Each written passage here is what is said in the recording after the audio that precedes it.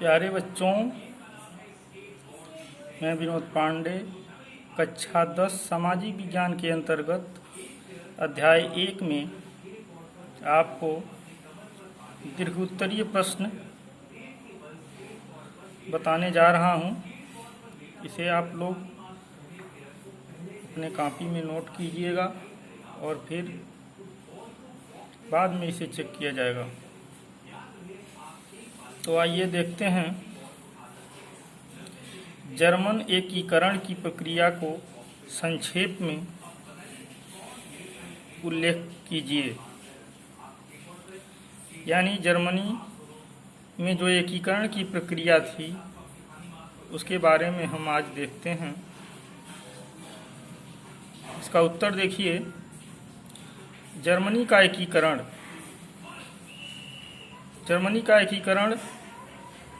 करने में कौन कौन सी प्रक्रिया अपनाई गई, क्या प्रयास हुए, इसके अंतर्गत हम पहले स्टेप में देखते हैं।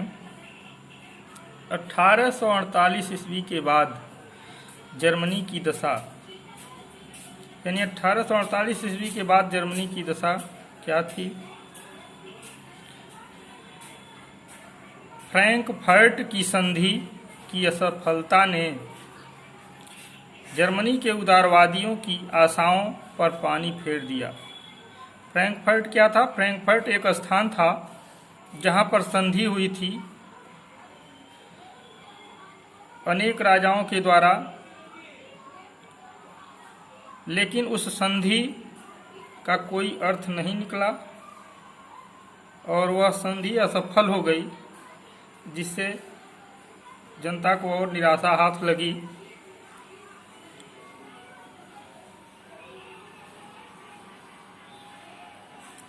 वह बहुत निराश हो गए। एकीकरण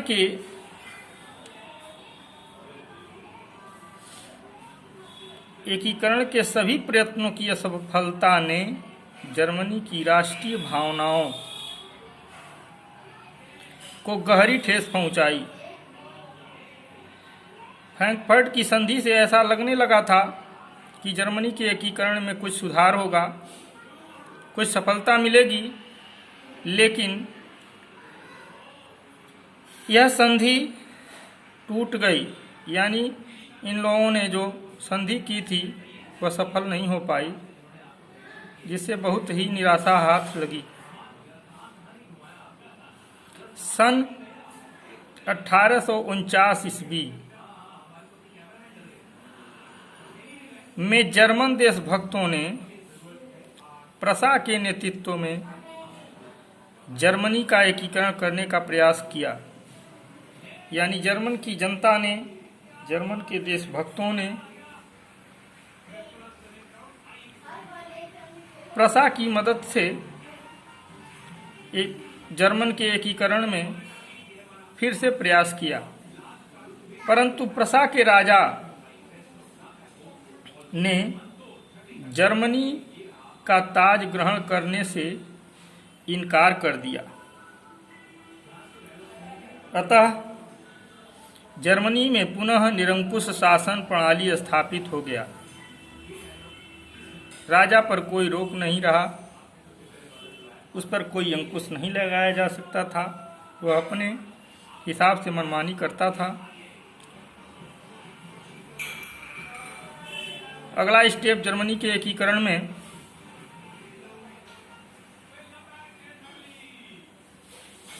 प्रसा के राजा के प्रयास। इसके बाद दूसरे स्टेप में प्रसा के राजा के द्वारा प्रयास किया जाता है जर्मनी के एकीकरण में। उस समय प्रसा का राजा कौन था? फ्रेडरिक विलियम चतुर्थ उस समय प्रसा का राजा था। फ्रैंकफर्ट की राष्ट्रीय सभा भंग होने के बाद, जब फ्रैंकफर्ट की जो संधि हुई थी उसकी राष्ट्रीय सभा भंग हो गई, उसके बाद जर्मनी के एकीकरण का प्रयास किया गया। यानी उस संधि के बाद फिर से जर्मनी के एकीकरण में प्रयास किया गया। उसने अनेक जर्मन राजाओं से संधि करके, किसने? फ्रेडरिक विलियम चतुर्थ ने अनेक जर्मन राज्यों से संधि करके एक जर्मन संघ का निर्माण किया। किसका निर्माण किया? एक जर्मन संघ का।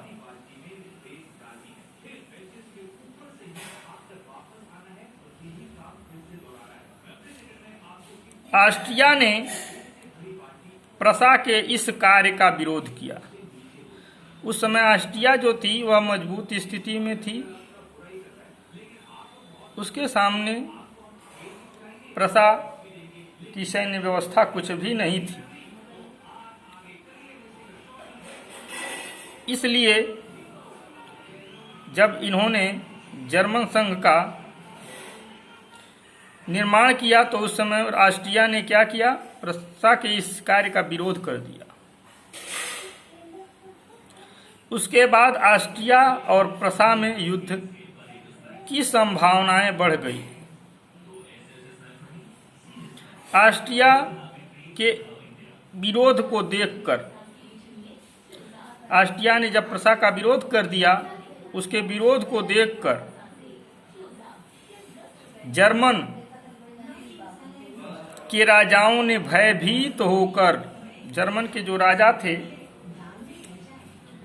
जो फिर से एकीकरण में प्रसा की मदद करना चाहते थे और मिलकर के एक संघ बनाए थे, वो सब ऑस्ट्रिया से क्या हुए? भयभीत हो गए और जर्मन संघ की सदस्यता त्याग दी।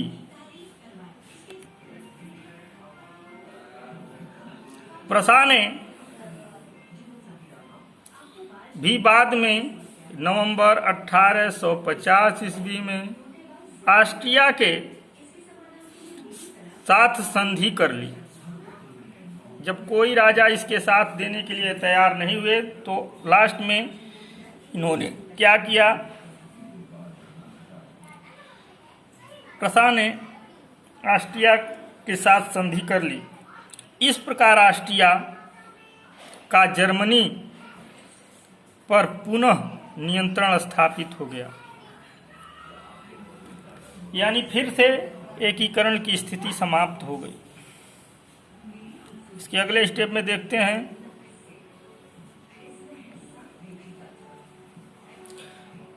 तीसरा नंबर, प्रसा की शक्ति का उत्थान। प्रसा के राजा फ्रेडरिक विलियम का सन 1861 ईस्वी में मृत्यु हो गई। यानी प्रसा के जो राजा थे विलियम, उनकी 1861 ईस्वी में मृत्यु हो गई। उसके बाद उसका भाई विलियम प्रथम, जो 1858 ईस्वी में रेजिडेंट का कार्य पहले कर रहा था, वह प्रसा का सम्राट बना। वह बड़ा साहसी, अनुभवी और योग्य सैनिक भी था। उसका विचार था कि प्रसा की प्रगति सैन्य शक्ति के विस्तार से ही हो सकती है। वह जानता था कि ऑस्ट्रिया के सामने यदि हमने सैन्य शक्ति को बढ़ाया नहीं, उसका विस्तार नहीं किया, तो हम कुछ नहीं कर सकते हैं, जर्मनी की एकीकरण में कोई सहायता नहीं कर सकते हैं। इसलिए उसे पता था कि प्रसा की प्रगति तभी है जब सैन्य शक्ति का विस्तार हो जाए। प्रसा के शक्तिशाली होने पर जर्मनी के एकीकरण की संभावनाएं बन सकती हैं। यदि सैन्य व्यवस्था से प्रसा मजबूत हो जाए तो जर्मनी की एकीकरण में सहायता हो सकती है। सन 1862 ईस्वी में उसने बिस्मार्क को अपना प्रधानमंत्री नियुक्त कर दिया। किसने किया? जो विलियम प्रथम था वह प्रधानमंत्री नियुक्त कर दिया। किसको? बिस्मार्क को। आप लोगों को 9th में बताया गया है बिस्मार्क की लौह, रक्त और लौह नामक नीति इन्होंने चलाया था। उसने प्रधानमंत्री बनते ही प्रसा के निम्न सदन की, ज्यों ही मंत्री बना तो उसने क्या किया? प्रसा के निम्न सदन की उपेक्षा करके विलियम प्रथम की सुधारवादी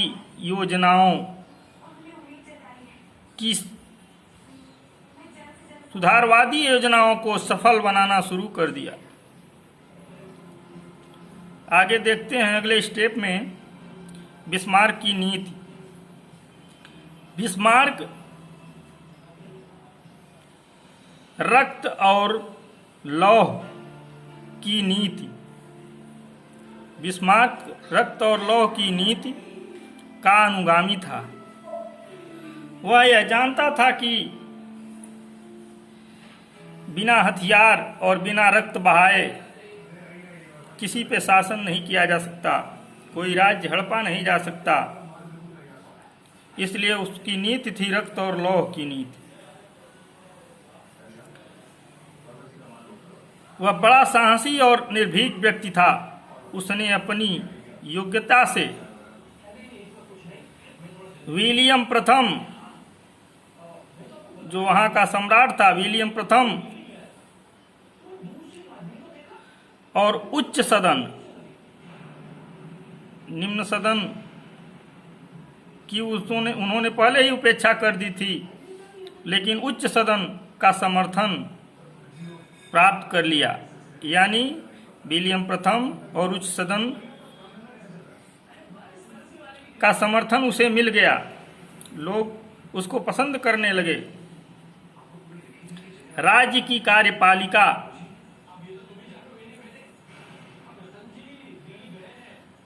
और सेना पर उसका पूर्ण नियंत्रण हो गया। उसने कार्यपालिका और सेना पर पूरी तरह से नियंत्रण कर लिया।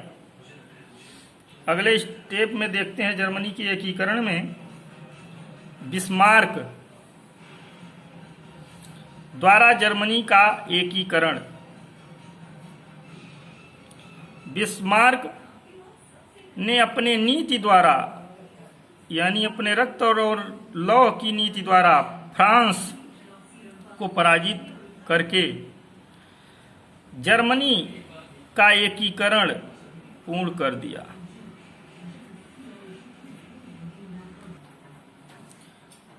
बिस्मार्क ने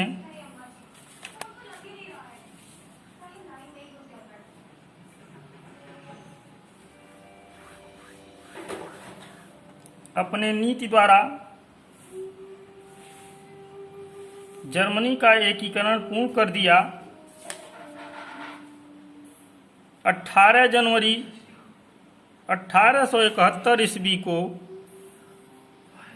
वर्साय के शीश महल में प्रसा के सम्राट विलियम प्रथम को साम्राज्य का सम्राट घोषित किया गया।